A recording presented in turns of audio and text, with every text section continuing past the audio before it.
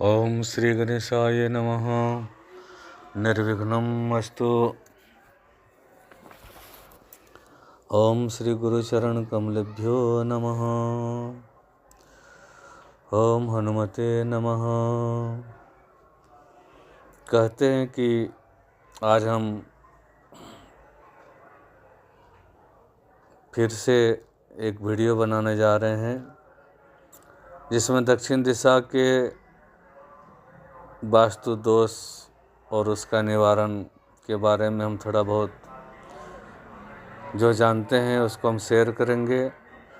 आप इससे लाभ उठाएं। आप सभी मित्रों को मेरा YouTube चैनल पर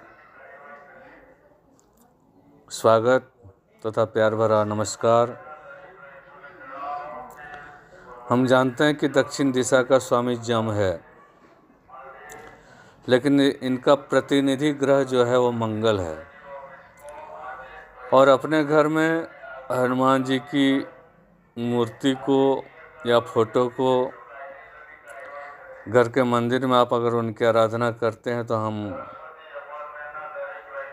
हमारे जो घर के दक्षिण दिशा का दोष का जो प्रभाव है वो नहीं के बराबर हो सकता है अगर हम हनुमान जी की आराधना करते हैं घर के मंदिर में।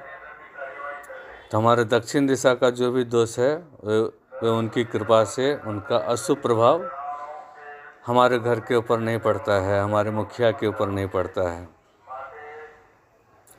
ऐसा हम हनुमान जी से प्रार्थना करते हैं।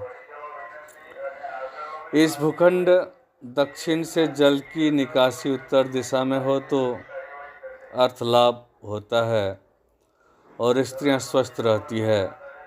इनके दक्षिण दिशा के जो वास्तु का जो लाभ है, दक्षिण मुख भूखंड पर निर्माण कार्य दक्षिण दिशा से प्रारंभ करना चाहिए। यदि जल का निकासी उत्तर दिशा से हो पाना संभव न हो तो जल की निकासी पूर्व दिशा से होनी चाहिए। इससे भवन में वास करने वाले पुरुष स्वस्थ रहते हैं एवं यश की वृद्धि को प्राप्त करते हैं। इस भूखंड में दक्षिण दिशा में बने हुए मुख्य द्वार दक्षिण दिशा में हो तो संपन्नता बनी रहती है। दक्षिण मुख भूखंड के सामने का भाग दक्षिण दिशा में स्थित भाग पीछे अर्थात उत्तर दिशा में स्थित भाग से अगर आपका दक्षिण भाग ऊंचा है तो उसमें निवास करने वाले सभी प्राणियों को आरोग्य की लाभ होता है, जीवन स्वस्थ बना रहता है, शरीर स्वस्थ बना रहता है और धन की प्राप्ति होती है। इस भूखंड पर जो आपके भवन दक्षिण भाग में बने कक्षों की जो छत की ऊंचाई उत्तरी भाग में बने कक्षों से अधिक हो तो भी संपन्नता उस घर में बनी रहती है। इस भूखंड के सामने दक्षिण भाग में बने कक्षों की छत की ऊंचाई उत्तरी भाग में बने कक्षों से अधिक हो तो घर में ऐश्वर्य की वृद्धि होती है। आइए इनके जो कुछ दोष हैं हम उसके बारे में भी जानने की कोशिश करेंगे।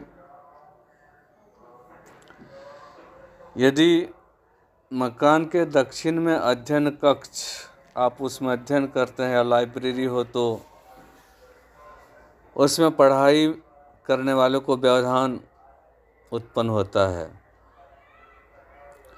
यदि दक्षिण दिशा में आपका पूजा कक्ष हो तो उसमें शक्ति बिल्कुल निवास नहीं करती है।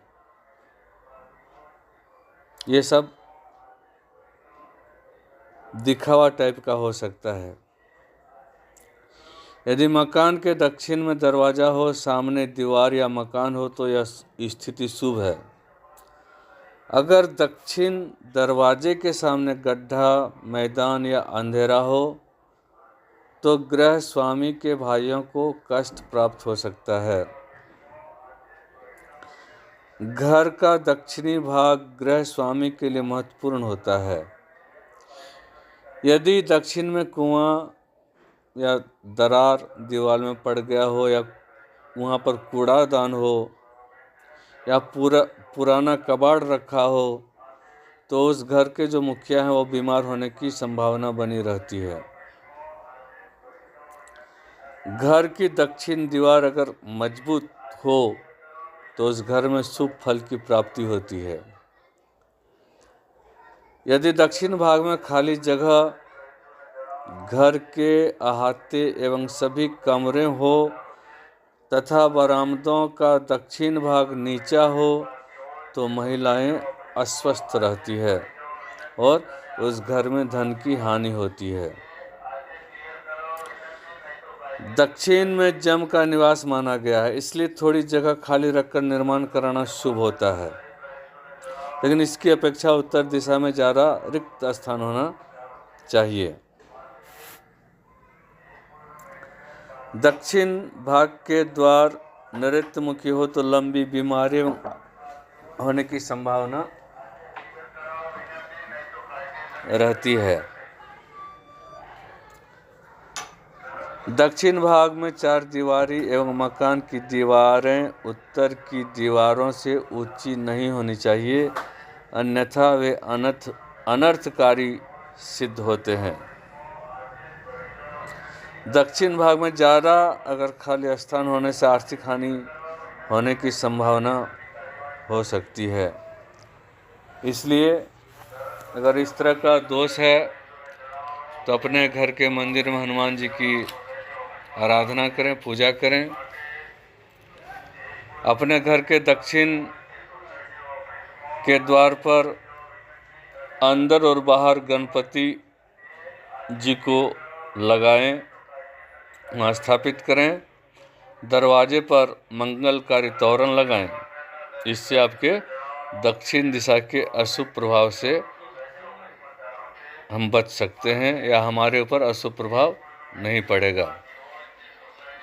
आइए, अगर आपको ये अच्छा लगे तो आप शेयर करना, आप इसको लाइक करना। हम अगले वीडियो में बताएंगे, किसी और विषय में चर्चा करेंगे कि हमको शौचालय कहाँ बनाना चाहिए, जलाशय कहाँ बनाना चाहिए, इस तरह से विचार करेंगे। सभी मित्रों को मेरा नमस्कार।